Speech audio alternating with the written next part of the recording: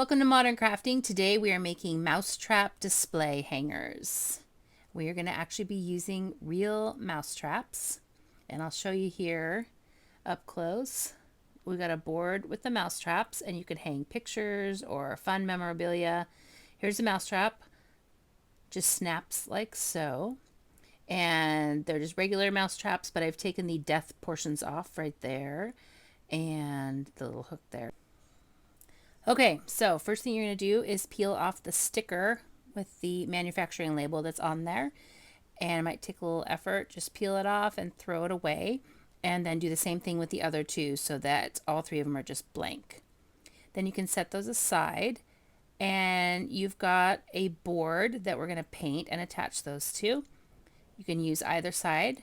And the original sample I made a couple years ago was smaller, but I didn't like how the photos kind of hung off the edges, and so I made a bigger board this time to see if we'd like that. And you can stick them all three in a row at the top, or you can put them more in the middle, your choice. We will be painting the boards first. You can do a border if you want, and put them in the middle. You can get creative with this. I'm going to use black paint on this. I am really going through a phase where I like black paint with natural wood, kind of a combination. So I'm going to take some masking tape and just make a design, maybe do like a couple of rectangle frames, and I'm just going to put it along the edge so that that part of the board stays unfinished with no paint on it. And then I'll just do the same thing on the other three sides so that I've got all the edges completely taped off to avoid getting the paint on them.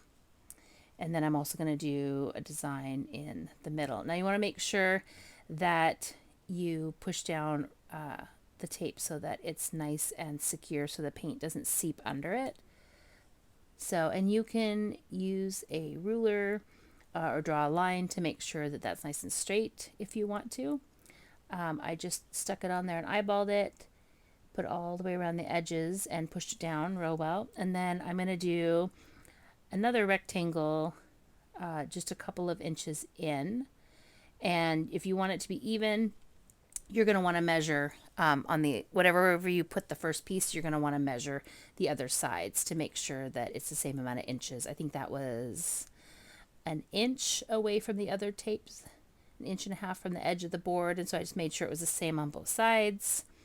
And I did the same thing. Now you can do whatever design you want. You can paint it a solid color, you can do ombre, you could do stripes, diagonal, you could do polka dots, you could draw, if you're an amazing artist, you could draw like a background scene, whatever you like. So I was just doing something geometric here, just to kind of show a basic example. Right here you see me trimming the tape so that it's nice and straight edges, so I don't have jaggedy edges. And I'm just going to do the other sides here, make sure that is nice and straight too.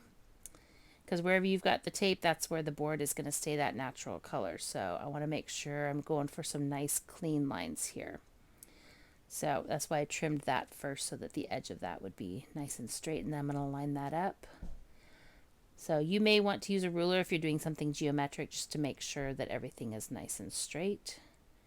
And then press down all your tape to make sure that that paint doesn't get under there. And I'm just measuring that side to make sure that everything's even. And the final side, make sure I get that all lined up and there's no overlapping edges. And if you have overlapping edges anywhere, you can just take tape or scissors and then just trim it to make sure that it's exactly what you want before you completely stick it down all the way. So, and then after I get that all pressed down and exactly where I want it, get the design that I want, then I will have my surface to paint. Oh, and I'm double checking there to make sure it's the same all the way around. So I've got nice straight rectangles. Okay, so all pressed down, that's what it looks like right there. You can see the outline. So anywhere where you can see the wood, I'm going to paint that black. I'm just taking a foam brush, any paintbrush will do. Foam is nice in that size for getting large surfaces done quickly. But if you have detail work, you could do something with a smaller brush and sped this up so that you didn't have to painstakingly watch me paint the entire board. All right, so filling all of that in, making sure I get all of it covered.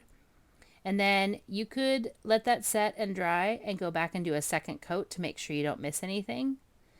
Right here, I am pulling the tape off. Make sure you're careful and you don't drag the paint across.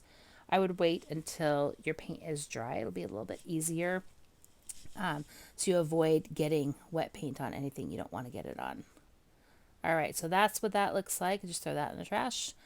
So there's the outer border. You can see it's still that nice natural wood color, and then it's got the clean black lines. So this is a little trickier because I've got paint on both sides of that and I don't want to mess it up. And look at that, another rectangle.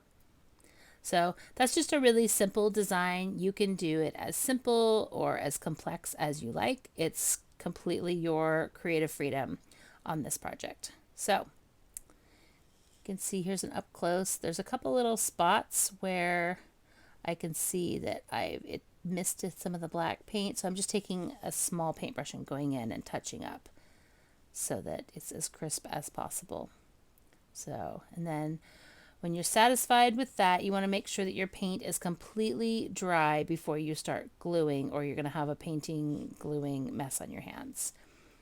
So you'll notice there's like a little staple at the top. That is the top of your mousetrap.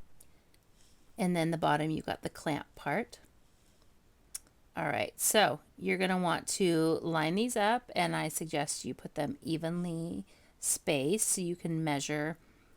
Make sure that staple there is at the top, and you can lay them out and kind of get an idea of how you want them to be spaced.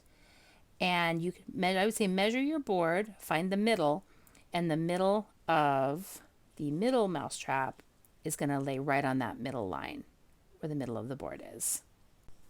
So you can lay them out and kind of get an idea, a rough estimate of where you're going to want them to be before you actually glue them down. I would highly recommend that. That way you're not trying to rip them off the board after they're already set on there. So you can have them closer together like that, or you can spread them apart, either way. And now I'm going to get my glue gun. And if you want to measure them, you can. And get a ruler in there to make sure they're exactly the same amount of inches apart. And once you get them right where you want them, just put some glue on the back. You can see about how much I'm using. I kind of get it, make sure it kind of goes all the way around the outer edge and then a little in the middle. You don't want it to squish out when you press it down. So if you get too much glue on there, it's just going to squish all out and it's going to be visible. So it would be better to just do like a thin line around the edges so that you don't have that problem with a bunch of glue blobbing out around the edges of it. And then set that final one down. Okay, wait for that to dry for just a minute. That glue dries pretty fast. And now you've got your hanger almost done, but you are going to need a way to hang it. All right, so there it is. Next step is going to be putting the hangers on right there, same as we used last week. So flip it around. What I did is I measured 4 inches in from each of the edges. So 4 inches from the right and 4 inches from the left, and then I made a little mark there, and that is where I put my little hanger. And that way it's going to be evenly spaced, so that it doesn't hang lopsided or wonky. And then just go to the other side, do the exact same distance from the edge, so 4 inches again. And then mark it so you know where to lay your little hanger. And all you're going to need is to put some of that glue on there and then stick your hanger on. So little blob of glue. Make sure your little triangle is sticking up so that you're able to see it, to hang it, and stick that on there. That'll actually dry pretty fast. And then once you get that side dry, you can put your hanger on. Now there's lots of strings from the glue everywhere. You can put your hanger on the other side, equal distance apart, and get that on there. And then you're gonna have to hold that for just a minute until it's secure. But the nice thing about this type of glue is that it dries pretty quick, and so you don't have to wait for an hour to make sure it's completely dry. And finished product. Ta-da! Awesome. There's your hangers. You can see it right there and right there. All right, that is our finished product. That's what it's going to look like. I can't wait to see yours. If you guys want to email me your finished products, that would be really fun to see. I'd be interested to see all the different creative ways you guys tackled this. And see, that's how you hang it right there with the hanger. You just lift up on the little metal bar. Have an awesome time doing this, and I'll see you next time.